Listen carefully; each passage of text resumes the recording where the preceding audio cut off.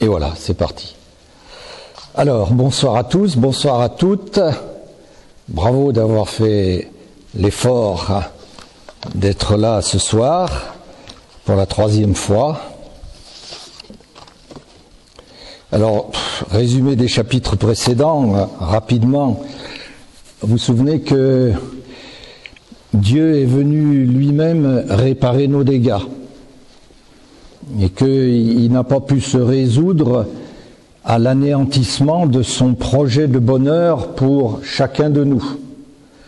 Il est venu remettre en marche le TGV qu'Adam et Ève avaient mis en panne en baissant le pantographe. On va se débrouiller tout seul. Eh ben non. On est en panne, vous vous souvenez, il fait noir et il fait froid. Alors Dieu vient nous sauver. Premier stade du sauvetage, Dieu se fait homme, et c'est le mystère de l'incarnation. Et vous vous souvenez qu'on avait vu il y a 15 jours que Dieu se fait homme, c'est vite dit, mais qu'en réalité c'est un profond mystère et que c'est la preuve d'un amour de Dieu indicible, une folie de l'amour. Dieu s'anéantit pour devenir un homme. Vous vous souvenez, il laisse ses 3000 valises à l'aéroport. Il n'a droit qu'à un bagage cabine. Deuxième étape de notre sauvetage, c'est la passion, la mort d'amour. Second mystère, le mystère de la rédemption. Et c'est ce que nous allons voir maintenant. Et c'est un temps privilégié parce que on ne médite jamais la passion. Pourquoi ? Parce que l'évangile de la passion, on le lit une fois par an, le dimanche des Rameaux, et qu'il est long, long, long, long. Alors nos curés, pleins de miséricorde, il faut une homélie courte, courte, courte, courte. Et donc, on entend l'évangile et on ne médite jamais dessus. Or, nous sommes, vous le comprenez aisément, au cœur de notre foi. Donc ce soir, eh bien, nous avons de la chance, puisque nous allons faire ce que peu de chrétiens prennent le temps de faire. Alors, tout de suite, Jésus n'est pas venu sauver les hommes. Il est venu sauver Jacques, toi, toi, toi, toi. C'est pas moi qui le dis, c'est le catéchisme dans sa question 478. Durant son agonie et sa passion, Jésus nous a tous et chacun connus et aimés. Un point, il s'est livré pour chacun de nous. Alors un jour, Paul, qui n'était pas encore saint, mais qui était déjà un grand bonhomme, il a compris ça. Et alors il a eu comme un cri d'admiration éperdu. C'est dans l'Épître aux Galates, chapitre 2, verset 20. Le Fils de Dieu m'a aimé, moi. Il s'est livré pour moi. Et chacun de vous ce soir peut dire la même chose. Le Fils de Dieu a livré sa vie pour m'arracher à ma mort. Ma mort. Il faut s'approprier la passion de Jésus quand on la voit comme ça, comme on va le faire ensemble. Si vous voulez, saint François de Sales disait que le Golgotha, c'était le mont des amoureux. Il n'a pas dit le mont de l'amour, il a dit le mont des amoureux. Jésus y est. L'amour fait homme, l'amour qui meurt, et toi, le monde des amoureux, ne le laissons pas tout seul là. Alors, on parle toujours de la passion de Jésus, hein, mais il y a une autre passion dont on ne parle pas suffisamment, et c'est la passion du Père. Il ne faut pas s'imaginer que le Père a dit « Je suis très offensé par ce qu'ont fait Adam et Ève, et donc il me faut une réparation, et la réparation c'est le sang de mon fils. C'est ce qu'on disait il y a 50 ans. C'était effrayant. Non, c'est pas ça. Adam et Ève sont partis. Et le père a le cœur gros. Vous vous souvenez, j'ai beaucoup insisté là-dessus. Et le fils qui aime le père lui dit « Je vois que tu as de la peine, alors je vais aller les chercher pour les ramener. » Et le père qui voit tout dans son infini présent lui dit « Mais tu vas mourir. » « Oui, je sais. » Bon, alors, vas-y. C'est ça, hein. C'est exactement comme ça que ça s'est passé. Le père n'a pas eu à demander le sang du fils, il a accepté l'offrande que le fils lui en faisait. C'est pas Jacques qui le dit, c'est Saint Bernard. Si vous voulez, le père, c'est celui qui fait pour nous le sacrifice de son fils. Et saint Paul encore, dans l'Épître aux Romains, chapitre 8, verset 32, il a cette magnifique formule « Dieu n'a pas épargné son propre Fils, mais il l'a livré pour nous tous. » Traduction, mais il l'a livré pour chacun de nous. Alors on ne comprend pas, bien sûr. Hein. Dieu n'a pas épargné. Ouh là là, qu'est-ce qu'il a morflé. Mais non. Dieu n'a pas gardé pour lui, épargné comme à la caisse d'épargne. Dieu n'a pas gardé pour lui son Fils, il l'a livré pour nous. Voilà le geste du chrétien. Ce sont les bras ouverts pour donner, pour accueillir. Et le geste du non-chrétien, c'est les bras fermés pour garder tout pour soi et pour empêcher l'autre d'arriver chez moi. Donc il y a une passion du Père équivalente à la passion du Fils. Dieu le Père fait le sacrifice de nous donner son Fils. Et Jésus, lui, il fait le sacrifice de sa vie. Il le fait librement. Prière eucharistique numéro 2, au moment d'être livré et d'entrer librement dans sa passion. C'est très important. C'est très important. Il le fait librement. Il fait le sacrifice de sa vie, il meurt pour nous et il nous aime au maximum. Saint Jean commence le récit de la Passion au chapitre 13 et c'est fini au chapitre 19. Donc c'est copieux, très détaillé. Et le premier verset de ce chapitre 13 est un verset empreint d'une grande solennité. Jésus, sachant que l'heure était venue pour lui de passer de ce monde à son Père, ayant aimé les siens qui étaient dans le monde, les aima jusqu'au bout. C'est pas mal, mais c'est pas ça. Il les aima jusqu'au bout de l'amour, jusqu'à l'extrême de l'amour. Alors c'est très important de comprendre ça parce que le pape disait, Benoît XVI, il y a 2 ans, la priorité à notre époque, c'est de conduire les hommes à Dieu. Mais pas à n'importe quel Dieu. Écoutez bien, à ce Dieu de Jean 13, verset 1, à ce Dieu dont nous reconnaissons le visage. On a passé du temps, il y a 15 jours, à parler du vrai visage de Dieu. Vous voyez comme c'est important.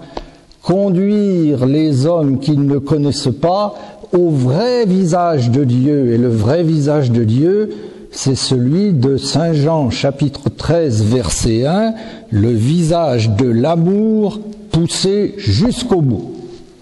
Il nous a aimés jusqu'à l'extrême. Alors il faut regarder ça de près parce qu'on rêve d'évangéliser. Je vais aller chercher les autres pour leur parler de Dieu. Oui, mais de quel Dieu? Il faut leur parler du vrai Dieu. Et le pape nous le dit bien. Et il y a un effort à faire pour bien connaître le vrai visage du vrai Dieu. Après seulement nous en parlerons aux autres. Sinon on les enverra sur de faux chemins.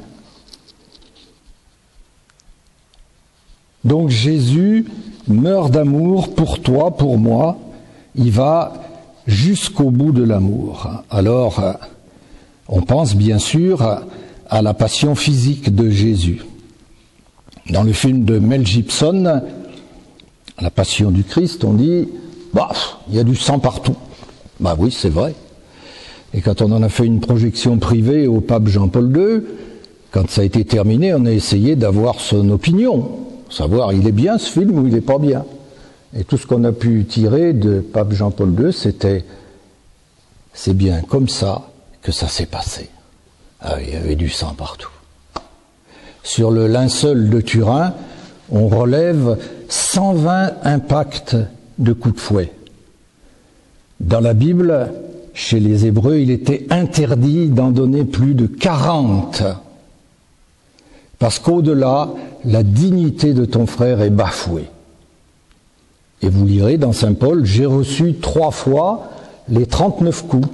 On s'arrêtait à 39. Jésus 120.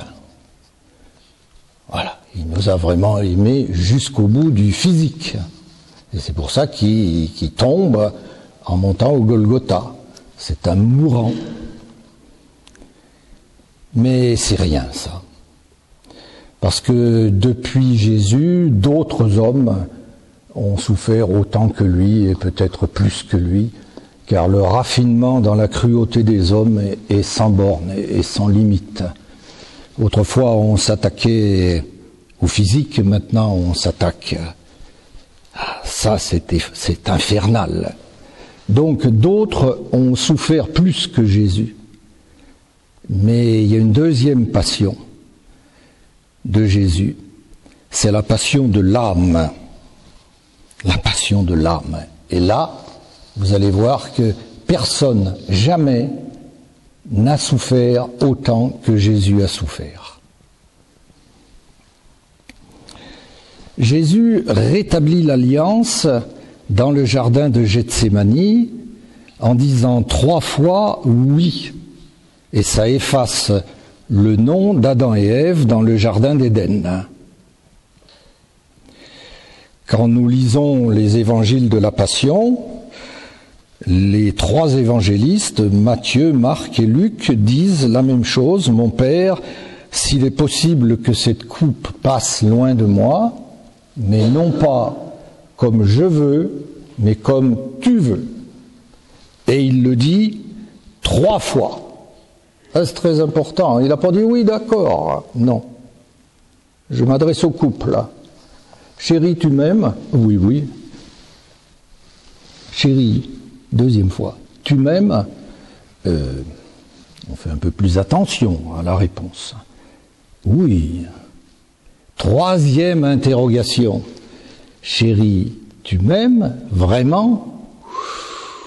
Le 3e oui a une profondeur et une portée que n'avait évidemment pas le premier.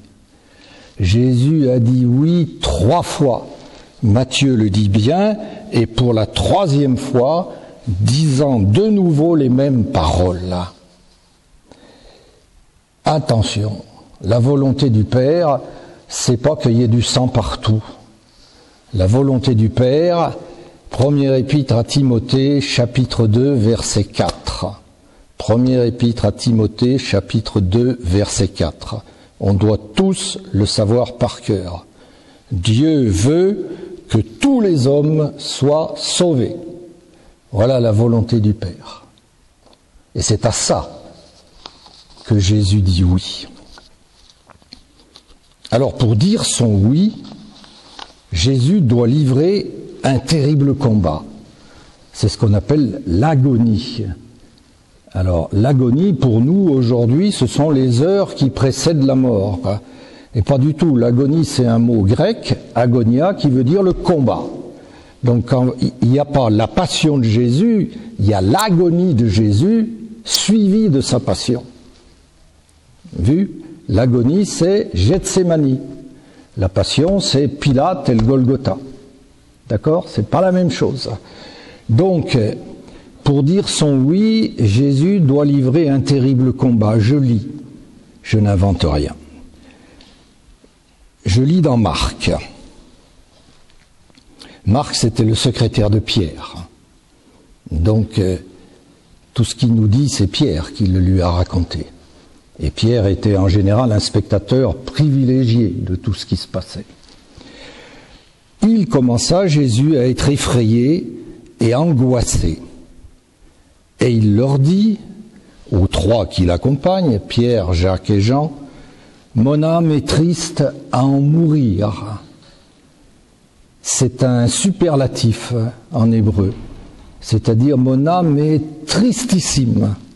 Je suis triste au suprême degré. On ne peut pas être plus triste que moi. Je continue, le verset suivant, s'étant un peu éloigné. Luc nous précise qu'il s'est éloigné de la distance d'un jet de pierre, c'est-à-dire qu'il n'était pas loin.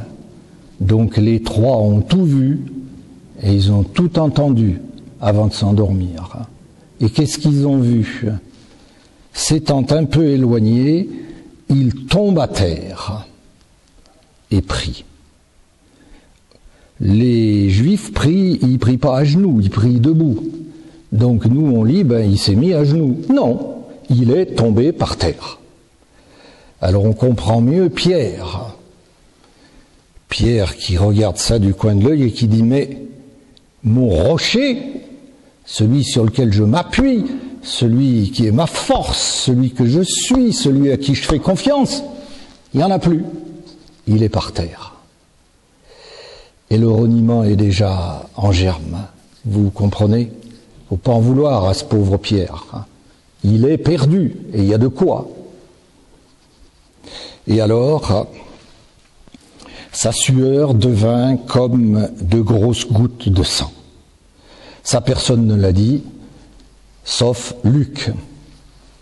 Parce que les autres, ils ont dit, oui, c'est pas possible.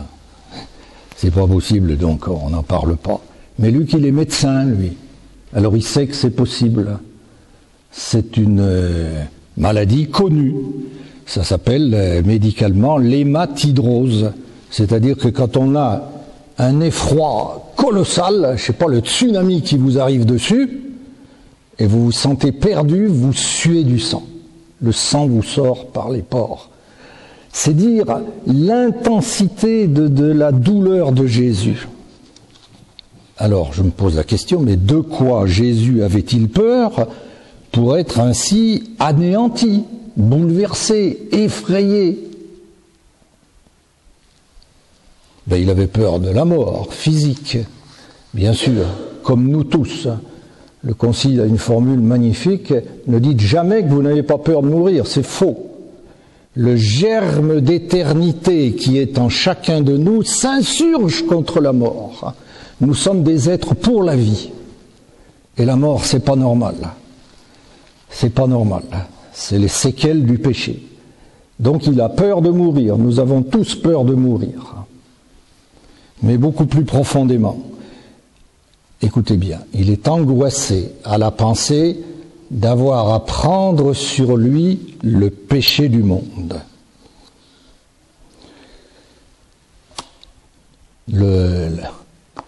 La dernière parole qui nous a été donnée, la seconde, c'était le départ au Mont des Oliviers. Nous y voilà.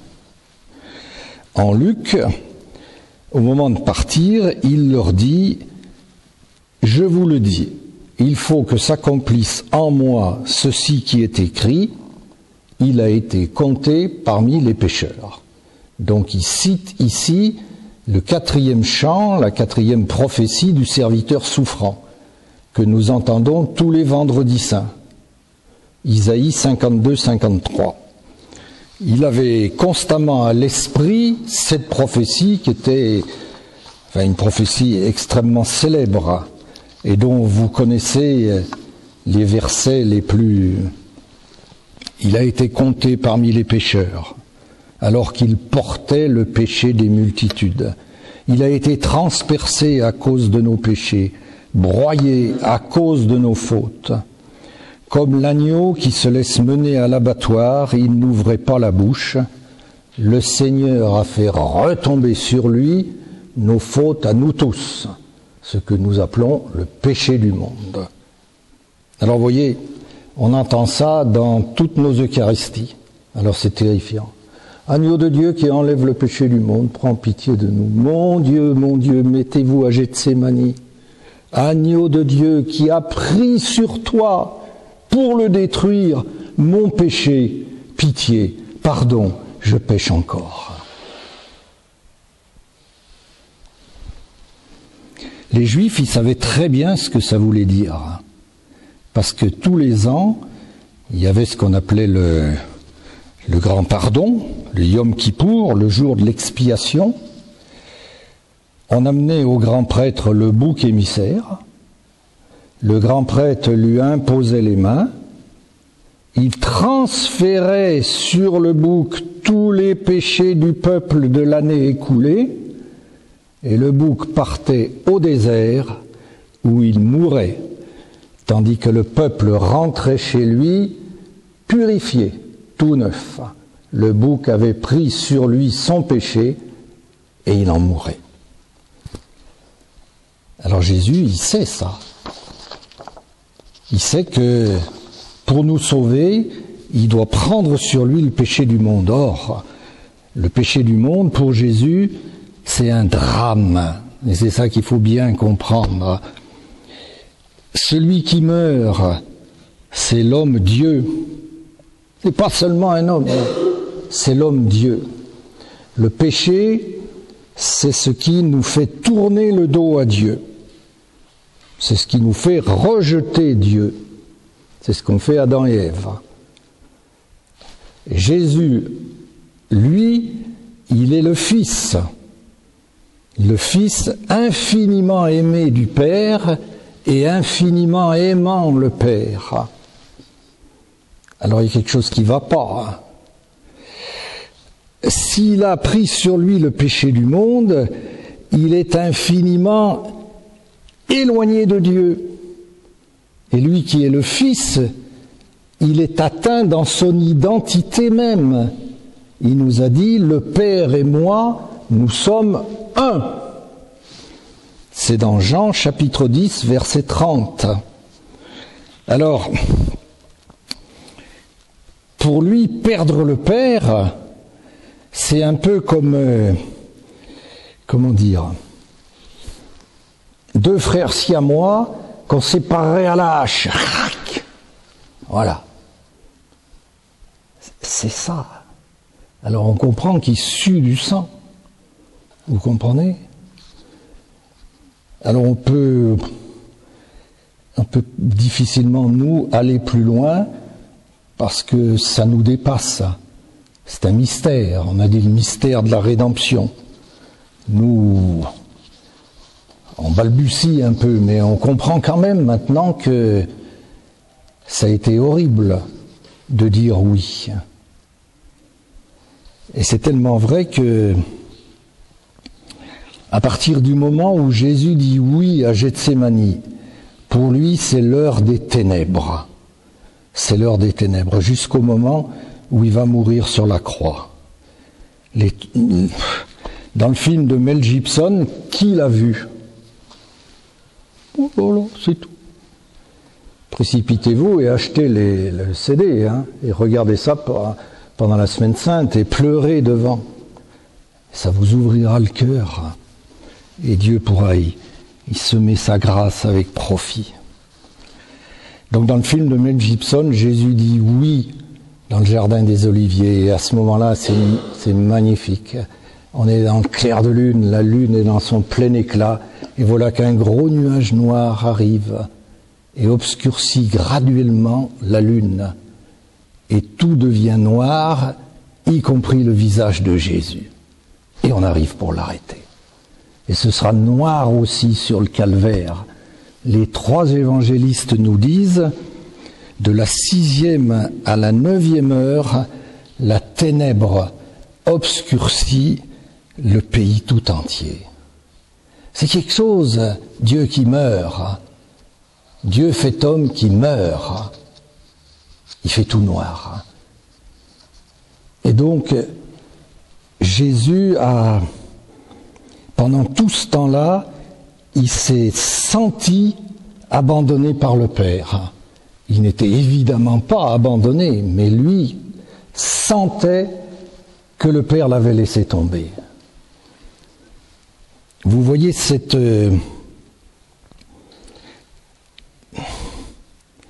l'attraction du Père, du Fils qui aime infiniment le Père, infiniment, et la répulsion de celui qui est chargé de tout le péché du monde. C'est l'écartèlement de Jésus. Et tout ça, dans la nuit, tout seul. Quand ça va pas, on appelle sa maman. Lui, il a appelé. Et personne n'est venu. Et alors vous comprenez maintenant la densité de ce cri de détresse dans la nuit du calvaire. Mon Dieu, pourquoi m'as-tu abandonné ?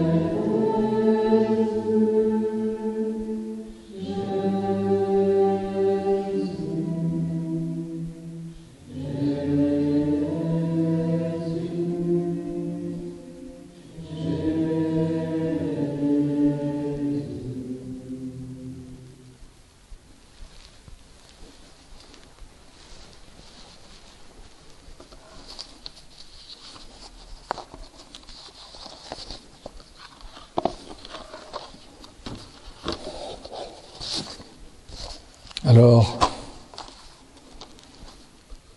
il faudra réécouter ça. Il faudra relire pendant la Semaine Sainte. Il faut suivre Jésus dans sa passion pour moi, pour toi. Ça change notre regard sur le crucifix, pas sur le crucifix, sur le crucifié. Sur le crucifié. Dans les normes liturgiques, il y a ceci.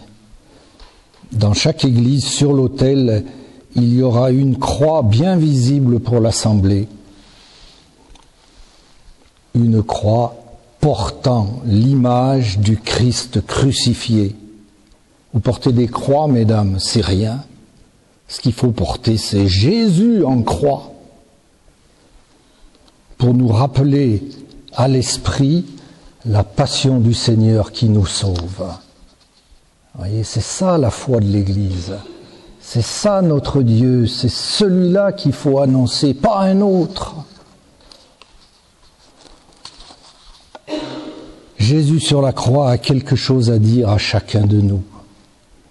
Il n'y a pas de plus grand amour que de donner sa vie pour ceux qu'on aime. Pour toi, je l'ai fait. Est-ce que je pouvais faire plus ? Je ne t'ai pas aimé pour rire, a-t-il dit à Saint-Angèle de Foligno. Je ne t'ai pas aimé pour rire, ça m'a coûté. Oh, maintenant vous l'avez compris. Dans Isaïe, vous avez « Vois, je t'ai gravé sur les paumes de mes mains, transpercées par les clous. » Il y a ton nom. Il y a ton nom parce que je meurs d'amour pour toi. Je meurs d'amour parce que tu as du prix à mes yeux. Tu comptes beaucoup et moi je t'aime. Est-ce que tu vas enfin le comprendre ? Voilà. Alors on a un peu honte, bien sûr. On comprend tout d'un coup que nos péchés, aussi le mien, a crucifié Jésus. Et ça c'est vrai. vous avez crucifié Jésus de Nazareth, dit Saint Pierre, le jour de la Pentecôte, aux 3000 qui étaient là. Évidemment, ils n'avaient pas crucifié Jésus, ceux-là. Vous avez crucifié Jésus de Nazareth parce qu'il portait votre péché. D'entendre cela, ils eurent le cœur transpercé. Il faut avoir le cœur transpercé quand on lit la passion de Jésus. Et alors, il faut essayer de faire comme le rouge-gorge. Vous connaissez la légende du rouge-gorge. Le rouge-gorge est au Golgotha. Et il est pris d'une grande pitié pour cet homme crucifié. Alors il s'approche et il va sur la couronne d'épines et il enlève une épine. Le sang jaillit et voilà pourquoi désormais il est rouge de gorge. Chaque fois que j'évite de faire le mal, j'enlève une épine à la couronne de Jésus. Et chaque fois que je fais le mal, délibérément, je mets une épine de plus. Et nous savons qu'il y en avait suffisamment. Souvenez-vous du rouge-gorge. Alors,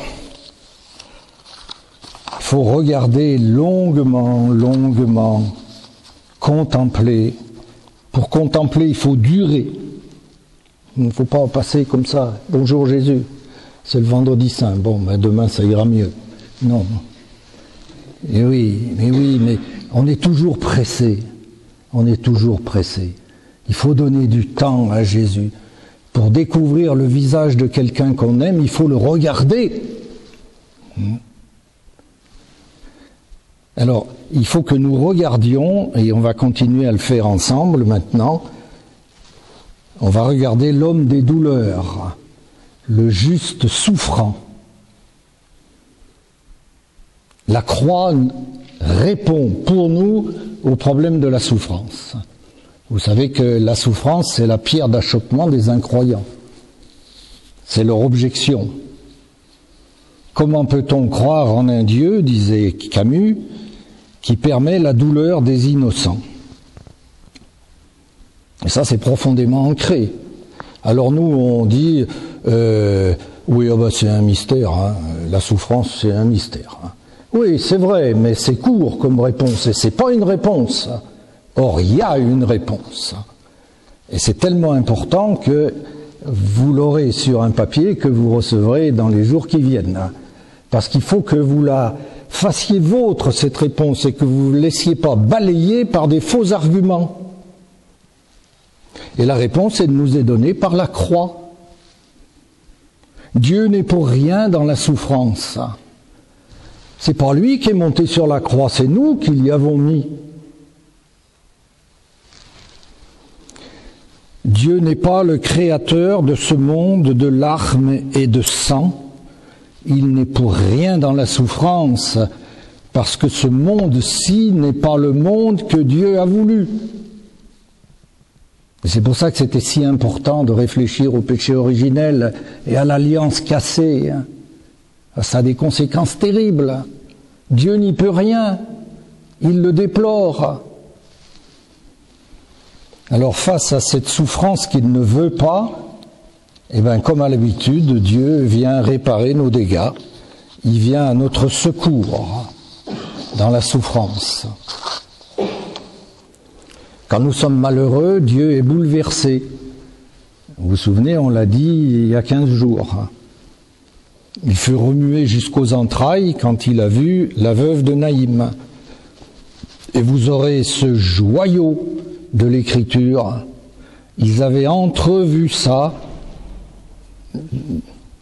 presque 2 siècles avant la venue de Jésus. C'est dans l'Ecclésiastique, ça doit s'appeler le Siracide dans vos Bibles, au chapitre 35, verset 15. Écoutez bien, les larmes de la veuve coulent sur les joues de Dieu. Quand tu pleures, tes larmes roulent sur les joues de Dieu. qui pleure avec toi parce qu'il t'aime et qui t'a créé pour que tu sois heureux. Au moment du tsunami, il y a une dame qui a perdu 3 de ses 4 enfants, Florence Philippon, et elle a témoigné 1 an après, dans un article qui était paru dans Famille chrétienne. Elle disait qu'elle avait senti, donc il y avait 1 an qu'elle avait perdu ses enfants, elle avait senti dans l'intervalle la présence de Dieu qui s'agenouille parmi les hommes pour pleurer avec ceux qui pleurent, qui vient nous rejoindre dans notre détresse. Dieu est toujours dans le camp de ceux qui souffrent, dans le camp de ceux qui souffrent. Alors c'est Jean-Paul II qui l'a dit magnifiquement, vous l'aurez sur le papier. Le Christ crucifié est une preuve de la solidarité de Dieu avec l'homme qui souffre. Le fait qu'il soit resté sur la croix jusqu'à la fin, il aurait pu ne pas le faire. On lui disait, c'est dans l'évangile de Marc, si tu descends de la croix maintenant, nous croirons que tu es le Messie. Il était venu pour ça. Il avait une opportunité, il ne l'a pas saisie. Il est allé jusqu'au bout de la douleur. Le fait qu'il ait dit, c'est Jean-Paul II que je lis, comme tous ceux qui souffrent, mon Dieu, pourquoi m'as-tu abandonné? Ce fait demeure l'événement le plus décisif dans l'histoire de l'homme. Dieu est toujours dans le camp de ceux qui souffrent. Désormais, quand tu souffres, tu es joug contre joug avec Jésus en croix.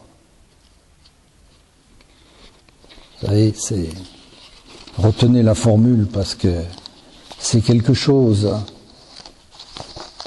Dieu nous console, il l'a dit, et que c'est beau, c'est dans Isaïe, comme celui que sa maman console.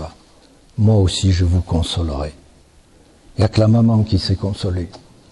Il n'a pas dit comme celui que son papa console, comme celui que sa maman console. Moi aussi, je vous consolerai. Si vous voulez, Dieu n'est pas venu supprimer la souffrance. Il n'est pas venu nous l'expliquer. C'est pour ça que c'est vrai que la souffrance reste un mystère. Mais il est venu la remplir de sa présence. Il est venu la transfigurer parce que maintenant il est dedans, joue contre joue, avec celui qui souffre. Et notre pape Benoît XVI, dans son encyclique sur l'espérance, disait « Dans toute souffrance se répand désormais la consolation de l'amour qui vient de Dieu. Dieu qui est venu partager notre souffrance. » En groupe de partage, si vous avez le temps d'en faire, parce que c'est tellement fondamental qu'on ne peut pas courir la poste. Vous pouvez témoigner des fois où Dieu vous a consolé, parce que chacun de nous, à un moment ou à un autre, a été consolé par Dieu. Il faut savoir relire sa vie. Et ça vous donne du courage pour la suite. Oui, quand ça ira mal, je ne serai pas tout seul avec mon mouchoir. Dieu me consolera. Et enfin, Dieu nous redresse quand nous sommes accablés. C'est un psaume qui le dit. Et cette belle formule de Jésus, « Venez à moi », alors vous lisez dans vos Bibles, « Vous tous qui ployez sous le fardeau, et moi je vous soulagerai », c'est pas ça du tout. C'est dans Matthieu 11, 28, vous l'aurez sur le papier. « Venez à moi, vous tous qui n'en pouvez plus ». Ça nous arrive à tous à un moment ou à un autre. « Venez à moi, vous tous qui n'en pouvez plus, et moi, je referai vos forces. » Le verbe latin, c'est « reficere ». Je vous remettrai debout, je vous réparerai, je vous remettrai en marche. Il y a une nouveauté là-dedans. Est-ce que vous voyez? Je vous ressusciterai. venez à moi, vous tous qui n'en pouvez plus. Dieu ne veut pas que nous soyons en panne. On l'a dit, il est venu pour ça, pour faire redémarrer le TGV. Venez à moi. Ça veut dire quoi? Ça veut dire ne vous cadenassez pas sur votre douleur, sur vos larmes, ne vous enfermez pas dans la nuit de votre désespérance. Venez à moi, levez le pantographe, hein. Vous vous souviendrez. Branchez-vous sur la force d'en haut.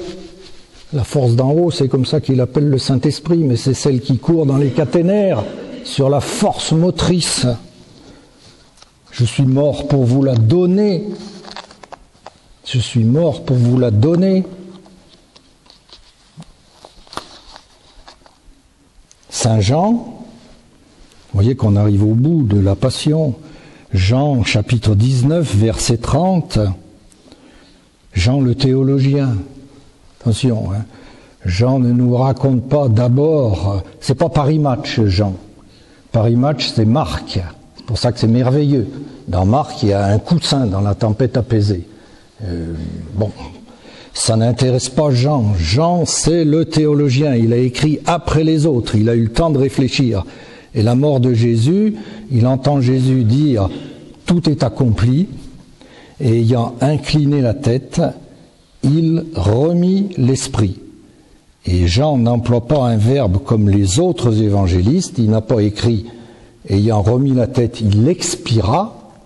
Il a dit « il remit l'esprit ». Alors ça veut bien dire « il mourut », mais aussi « il nous donna l'esprit ». Je te remets les clés pour que tu puisses rentrer tout à l'heure à la maison qui est fermée. Je te remets les clés, je te les donne, je te les transfère. C'est ce que Jésus a fait. Au moment de sa mort, il nous remet l'esprit. Et c'est pour ça qu'on peut vraiment dire que le Saint-Esprit, c'est le don de Dieu. C'est ce qu'il nous donne, c'est son dernier cadeau. On dit le don de Dieu, c'est plus juste de dire le don de Jésus. Mais Jésus est Dieu, donc on est d'accord. Voilà, c'est fini pour la Passion. C'est beau, vous savez, c'est beau. Faut pas rester à la surface de notre foi, faut descendre. Alors, on finit par là. Le pape Jean-Paul, notre bientôt bienheureux, en attendant qu'il soit saint, un grand saint, un immense saint, il nous dit voilà, la contemplation du visage du Christ ne peut pas s'arrêter à son image de crucifié. On en est là, vous et moi, maintenant. Il est le ressuscité. C'est vers le Christ ressuscité que désormais l'Église a les yeux fixés. Et oui, ô ma joie, Jésus est vivant. Alors on est au matin de Pâques et la prière d'ouverture de la messe de Pâques, c'est « Je suis ressuscité et je suis toujours avec toi ». Entre parenthèses, désormais. Alors le cardinal Ratzinger, il y a 20 ans maintenant, il n'était pas encore pape, il a fait une homélie pour le matin de Pâques. Et il a dit voilà, à chacun individuellement, Dieu nous dit « Je suis toujours et pour toujours avec toi, où que te mènent tes chemins. » Et alors, ça se terminait son homélie, nous devrions laisser pénétrer jusqu'à l'intime de nos cœurs cette grande parole liturgique. Quoi qu'il arrive, sachons que Dieu l'a dit à chacun de nous très personnellement. Je suis ressuscité et pour toujours je suis avec toi, où que te mènent tes chemins. Vous savez, c'est beau ça. Je ne te lâcherai jamais la main si tu prends la mienne. Ouais. Voilà. Mais Jésus, tu nous dis ça le matin de Pâques, et 40 jours après, tu t'en vas. Alors tu viens de nous dire que tu seras toujours avec nous. Ah ben mince, il y a quelque chose qui ne va pas là. T'es un imposteur. Alors il a répondu par avance. C'est la première parole qu'il nous a donnée dans la louange tout à l'heure. La voilà.